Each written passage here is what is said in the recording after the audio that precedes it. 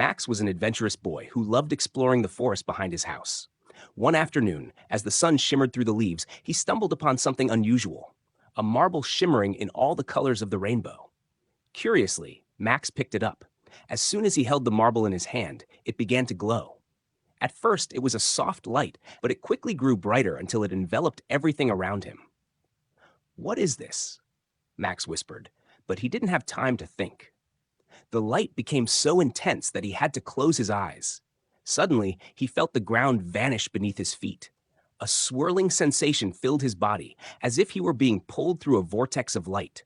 When the glow faded, Max found himself in a completely different world, one that seemed to sparkle as if made of emeralds. Max couldn't believe his eyes when he saw a group of turtles in front of him. But these weren't ordinary turtles. They wore glittering capes and small hats that looked like wizard hats. Their shells were adorned with golden patterns that sparkled mysteriously. One of the turtles stepped forward and spoke in a deep, solemn voice. "Our hero has finally arrived." But Max didn't understand a word. Before he could respond, another turtle approached him with a bag of shimmering powder and blew a handful of it right into his face. "Hey," Max coughed, "what's that supposed to be?" But then something strange happened. The turtle's words, which had sounded like gibberish before, suddenly became clear and understandable in his mind. "Our hero is finally here!" the turtle exclaimed again, now in perfect English. Max rubbed his eyes and looked at the turtles. What do you mean by hero?" he asked.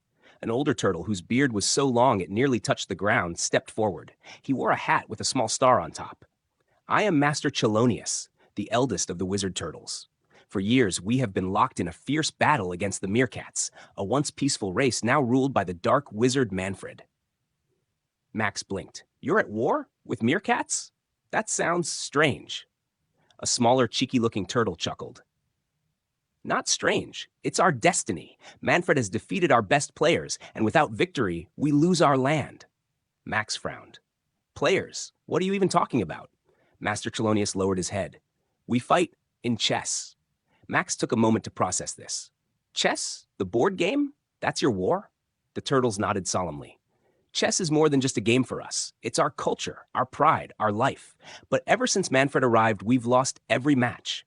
That's why we summoned you. Max, you are our hero." Max gulped. I don't think I'm the right person for this. I don't even know how to play chess properly." The turtles looked at him with hopeful eyes. "You will learn," said Chelonius. "Fate has brought you to us." Reluctantly, Max agreed to the adventure. The wizard turtles set up a giant chessboard in a clearing and began teaching Max the basics. Sheldon, the cheeky turtle, showed him how the pieces moved, while Chelonius explained strategies. "This is not just a game, Max," Chelonius said. "It's a battle of minds. Your moves are your weapons." Max tried his best, but he made many mistakes. "This is impossible," he cried when Sheldon captured his king with a queen. "Patience," Chelonius said. "We turtles are slow but persistent. You can't expect to master everything right away." Max practiced day and night, and although he was frustrated at first, he slowly began to understand the rules. The turtles supported him with humor and patience. Once, Sheldon fell asleep during a game and snored loudly, making Max laugh. Still, Max felt uneasy. "I'm not a hero," he muttered to Sheldon one night. "I'm just a kid." Sheldon smiled. Sometimes a hero is simply someone who tries. The day of the great duel arrived. Max stood on a gigantic chessboard made of glowing stones. On the other side waited Manfred von Erdmont, a meerkat in a dark cloak whose eyes sparkled with arrogance.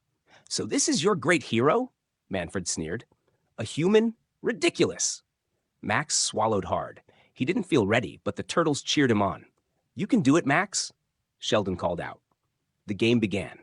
Manfred was quick and calculated every move carefully. Max fought as best he could, but it seemed like Manfred could predict every move he made. "You're weak," the dark wizard taunted. Max felt tears welling up in his eyes, but then he remembered Chelonius's words. "Don't overthink. Sometimes the simplest move is the strongest." With a bold step, Max moved a pawn straight into the center. Manfred stared at the board. That's impossible," he cried. "Checkmate!" The turtles erupted in cheers. "You did it, Max. You're our hero." But Max wasn't satisfied. He turned to Manfred. "Why are we fighting in the first place? Can't we just live in peace?" Manfred looked surprised. "Peace? Why would I make peace with these turtles? They've never respected me." Max crossed his arms. Maybe because you never gave them a chance. What if we use the chessboard as a symbol of friendship instead of war? Manfred was silent for a moment, then nodded. Maybe you're right, boy. All I ever wanted was for my meerkats to be taken seriously. With Max's help, the turtles and the meerkats made a pact. From now on, chess games would be a peaceful tradition, a competition of friendship and respect. After peace was secured, the turtles led Max back to the rainbow marble. Chelonius placed a hand on Max's shoulder. Thank you, Max. You not only saved us, but also taught us an important lesson about courage and peace. Max touched the marble, and once again, he was engulfed by the glowing vortex. When he opened his eyes, he was back in the forest. The marble lay quietly in his hand, no longer glowing. Max smiled and tucked it into his pocket. Maybe I am a hero after all, he murmured before heading home.